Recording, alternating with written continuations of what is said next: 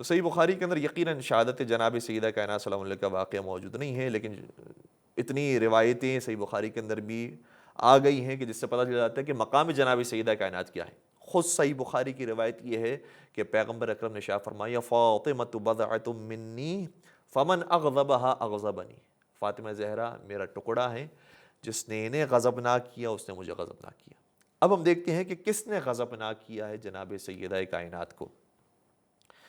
یہ روایت جو ابھی ہم آپ کی خدمت بیان کر رہے ہیں، جس طرح سے ہم نے آپ سے عرض کیا تھا کہ امام بخاری کے استاد ابن ابی شیبہ انہوں نے اپنی کتاب المصنف کے اندر اس روایت کو ذکر کیا ہے، جلد نمبر 7 صفحہ نمبر 432، اور اس حدیث کا نمبر ہے 37045۔ کہتے ہیں کہ محمد ابن بشر، عبید اللہ ابن عمر حدثنا، ان دونوں نے اس روایت کو نقل کیا ہے کہ زید ابن اسلم، زید ابن اسلم یہ کہتے ہیں کہ ہم نے اس روایت کو ان سے نقل کیا ہے عن ابیہ اسلم، اور انہوں نے سنا ہے ان کے والد سے یعنی جناب اسلم سے، اور جناب اسلم کون تھے؟ جیسے ہم نے عرض کیا کہ خلیفہ ثانی کے غلام تھے۔ جناب اسلم یہ کہتے ہیں کہ انہو حین بویع لابی بکر، جب ابو بکر کی بیعت کی گئی بعد رسول اللہ صلی اللہ علیہ وسلم کے بعد، کان علی والزبیر یدخلان علی فاطمہ بنت رسول اللہ، تو اس وقت مولا متقیان اور جناب زبیر یہ جناب سیدہ کے پاس جائے کرتے تھے اور در سیدہ پر حاضر ہوا کرتے تھے۔ فیشاورونہا، اور پھر مشورہ طلب کیا کرتے تھے جناب سیدہ سے۔ وَيَرْتَجِعُونَ فِي أَمْرِهِمْ، اور رجوع کر رہے تھے اس معاملے کے اندر کہ خلافت کے سلسلے میں کیا کیا جائے۔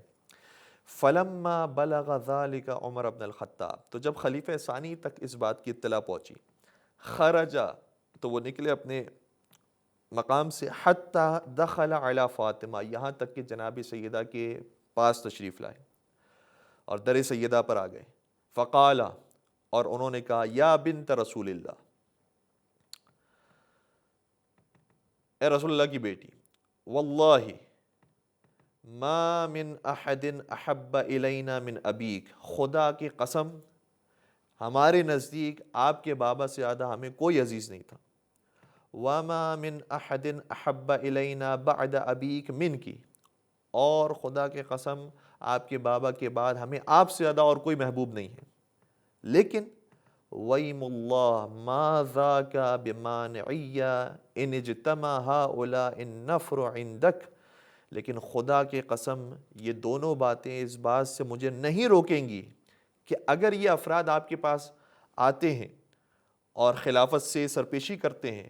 اور خلیفہ اول کی بیعت نہیں کرتے، تو پھر میں کیا کروں گا؟ مجھے نہیں روکیں گی یہ والی بات کہ ان امرتہم ان یحرق علیہم البیت، کہ میں حکم دوں کہ اس دروازے کو جلا دیا جائے۔ یہ کون سی کتاب ہے؟ مصنف ابن ابی شیبہ، جلد نمبر 7 صفحہ نمبر 432، استاد بخاری اس بات کو ذکر کر رہے ہیں۔ قال فلما خرج، پھر راوی کہتا ہے فلما خرج عمر جاؤہا، جب خلیفہ ثانی چلے گئے یہ دھمکی دینے کے بعد، تو پھر مولا متقیان آئے، جناب زبیر آئے اور دیگر افراد جو مولا متقیان کے ساتھ تھے وہ آئے۔ فقالت، جناب سیدہ نے شاہ فرمایا تعلمون ان عمر قد جاءنی، کیا تمہیں معلوم ہے کہ خلیفہ ثانی ابھی یہاں پر آئے تھے؟ وقد حلف باللہ، اور اس نے خدا کی قسم کھائی ہے، اور خدا کی قسم کھانے کے بعد یہ کہا ہے کہ میں اس دروازے کو جلا دوں گا، خدا کی قسم مجھے یہ بات نہیں روکے گی جب تک کہ یہ افراد خلیفہ اول کی بیعت نہ کر لیں۔ تو وہ افراد کہ جن تک خلافت کے معاملے کو صحیح طریقے سے نہیں پہنچایا گیا، ان کے لیے واقعی حیرت انگیز بات ہے، اور انسان تصور نہیں کر سکتا کہ پیغمبر اکرم رحمۃ اللہ عالمین دنیا تشریف لے گئے ہیں، ایک اکلوتی بیٹی رہ گئی ہے جن کا وہ احترام ہے کہ خود رسول خدا ان کو دیکھتے تھے تو کھڑے ہو جاتے تھے، ان کے ہاتھوں کو چوما کرتے تھے، ان کو اپنی جگہ پر بٹھایا کرتے تھے، جب کسی سفر پر جایا کرتے تھے تو ساری خواتین سارے مردوں سے الوداع کہنے کے بعد سب سے آخر میں جناب سیدہ سے الوداع کرتے تھے، اور جب جنگ سے سفر سے واپس لوٹ کر آتے تھے تو کسی کے پاس نہیں جاتے تھے، جناب سیدہ کے پاس آتے تھے۔ اسی سیدہ کے دروازے پر ایک شخص آتا ہے اور اس طریقے سے دھمکی دے کر جا رہا ہے۔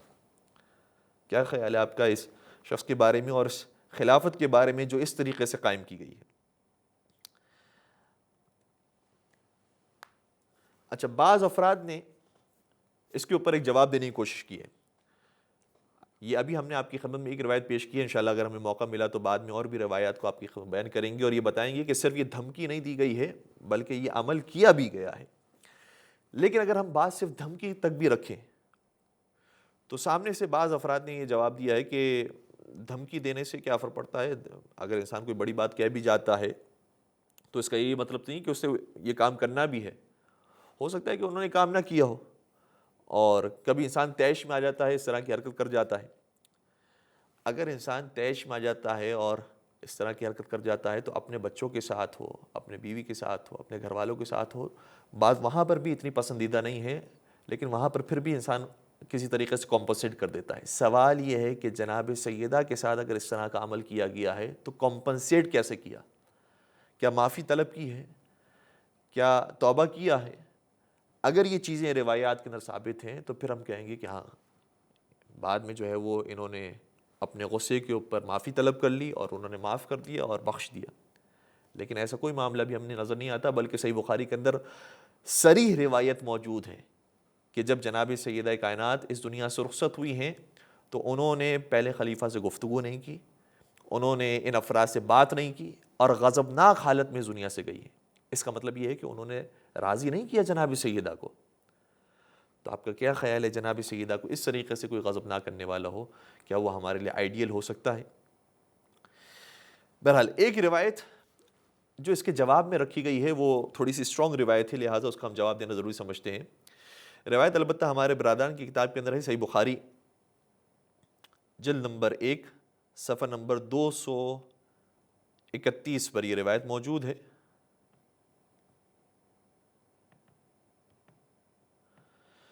کہتے ہیں کہ اگر خلیفہ ثانی نے دھمکی دی ہے تو پیغمبر نے بھی تو دھمکی دی تھی، اور نعوذ باللہ یہ ہماری کتابوں کے اندر نہیں لیکن ہمارے برادران کی کتاب کے اندر جس طریقے سے ہم نے کہا صحیح بخاری کے اندر یہ روایت موجود ہے، اور اسی طریقے سے دیگر مستند کتابوں کے اندر یہ روایت موجود ہے جناب ابو ہریرہ سے۔ جناب ابو ہریرہ کہتے ہیں کہ ان رسول اللہ صلی اللہ علیہ وآلہ وسلم قال، رسول اللہ نے ارشاد فرمایا، والذی نفسی بیدہ، خدا کی قسم جس کے قبضے میں میری جان موجود ہے اس کی قسم، لقد ہممت ان آمر بحطب فیحتب، میں نے تیار کر دی ہیں لکڑیاں جلانے کے لیے، ثم آمر بالصلاۃ، پھر میں حکم دیتا ہوں نماز کا، فیؤذن لها، اور نماز کے لیے اذان دی جائے، ثم آمر رجلا، پھر میں حکم دیتا ہوں کسی آدمی کو، فیؤم الناس، کہ وہ لوگوں کی امامت کرے اور نماز جماعت قائم کرے، ثم اخالف الی رجال، پھر میں بھیجوں گا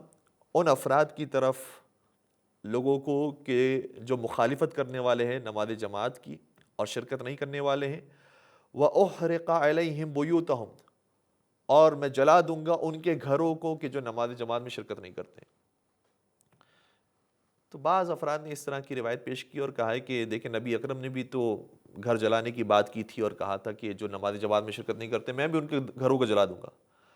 تو جس طرح سے نبی نے، آپ دھمکی کا لفظ استعمال کریں یا جو بھی لفظ استعمال کریں، کہ نبی نے ایک بات کہی تھی کہ جو یہ کام نہیں کرے گا تو میں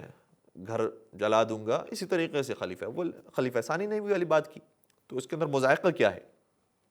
بہت ساری گزارشات اس کے اندر موجود ہے، جس میں سب سے پہلی گزارش یہ ہے کہ نماز جماعت ایسی چیز ہے کہ جس کے اندر کوئی اختلاف نہیں ہے۔ نماز جماعت سب جانتے ہیں کہ شریعت کا حصہ ہے، نماز سب جانتے ہیں کہ واجب ہے، جماعت سب جانتے ہیں کہ مستحب تاکیدی ہے، اور اس کے اندر کوئی اختلاف نہیں ہے کہ نماز جماعت کے اوپر انسان ایمفسائز کروائے یا کہے کہ اگر کوئی یہ عمل انجام دے گا تو اس کا اتنا جو ثواب ہے، اور اگر نہیں انجام دے گا تو میں ناراض ہوں گا۔ اگر اس طرح سے کوئی بات کہی بھی جاتی ہے تو نماز جماعت ایسی ہے کہ جس کے اوپر سب متفق ہیں کہ نماز جماعت کی امپورٹنس ہے، اہمیت ہے، یہ شریعت کا حصہ ہے۔ لیکن سوال یہ ہے کہ جس چیز کی خاطر انہوں نے در سیدہ پر آ کر آنکھ جلائی ہے، کیا وہ کوئی شریعت کا حصہ تھی؟ کیا وہ کوئی رسول اللہ چھوڑ کر گئے تھے؟ کیا وہ خدا کی طرف سے کوئی وحی آئی تھی جس کے لیے خلیفہ ثانی کو اتنا جلال آ گیا؟ اور پھر اس روایت کے اندر یہ ملتا ہے کہ پیغمبر نے یہ بات کہی لیکن دروازہ جلایا نہیں کسی کا، نہ کوئی ایسا اقدام کیا ہے کہ آگ لے کر پہنچ گیا ہوں کسی دروازے کے قریب. لیکن خلیفہ ثانی کے بارے میں ساری روایتیں کہتی ہیں کہ وہ باقاعدہ آگ لے کر پہنچ گئے. اب جلایا نہیں جلایا اس کے اندر بعض اہل سنت علماء اس کو قبول کرتے ہیں، بعض قبول نہیں کرتے. البتہ روایات واضح ہیں جس سے پتہ چلتا ہے کہ دروازے کو جلایا گیا ہے، جناب سیدہ کی شہادت اسی وجہ سے پیش آئی ہے. لیکن ہم فرض بھی کرتے ہیں کہ نہیں بھی جلا ہے تو کم از کم جلتی ہوئی لکڑیاں کسی دروازے پر لا کر رکھی گئی ہیں، جبکہ رسول خدا نے کسی کے دروازے پر ہی جلتی ہوئی لکڑیاں لا کر نہیں رکھی تھی. انہوں نے یہ عمل کر کے دکھایا ہے، صرف دھمکی تک بات نہیں ہے، عمل بھی کیا ہے.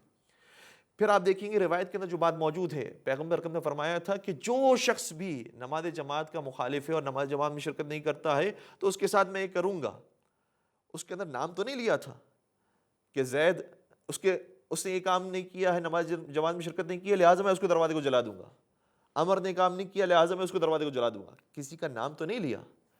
لیکن خلیفہ ثانی نے باقاعدہ نام لے کر دھمکی دی ہے کہ میں اس دروازے کو جلاؤں گا جہاں فاطمہ زہرا ہے، جہاں حسن مجتبیٰ ہیں، جہاں حسین سید الشہداء ہیں، جہاں مولا علی ہیں اور جہاں باقی اصحاب موجود ہیں، میں اس دروازے کو جلا دوں گا. کیا یہ انداز ہوتا ہے صحابہ کرام کا؟ جبکہ قرآن کریم نے کیا شائستہ انداز بیان کیا ہے. صحابہ کرام کون سے ہوتے ہیں؟ محمد رسول اللہ والذین معہ اشداء علی الکفار رحماء بینہم. رسول کے ساتھیوں کی نشانی تو یہ ہے کہ آپس میں ایک دوسرے کے لیے رحم دل ہوتے ہیں. یہ رحم ظاہر ہو رہا ہے. اور پھر ہمیں اس روایت سے یہ بھی پتہ چل جاتا ہے کہ خلیفہ ثانی اگر یہ دروازے پر لکڑیاں لے کر آئے ہیں اور ان کا کام یہ تھا کہ ان کو کسی طریقے سے خلافت کی طرف لے کر آئیں اور بیعت تک پہنچا دیں تاکہ خلیفہ اول کی بیعت ہو جائے، اس سے یہ بھی ثابت ہوتا ہے کہ جو آج تک ہم سنتے ہوئے آئے ہیں کہ خلیفہ اول کی خلافت اجماعی تھی، اتفاقی تھی، اس کے اوپر سب متفق تھے، اس میں کوئی اختلاف نہیں تھا، سارے صحابہ جمع تھے اور سب نے خلیفہ اول کی بیعت کر لی تھی. اس روایت سے تو پتہ چلتا ہے کہ بہت سارے ایسے تھے کہ جو خلافت کا انکار کرنے والے تھے، اور ان انکار کرنے والوں میں سر فہرست مولا متقیان تھے،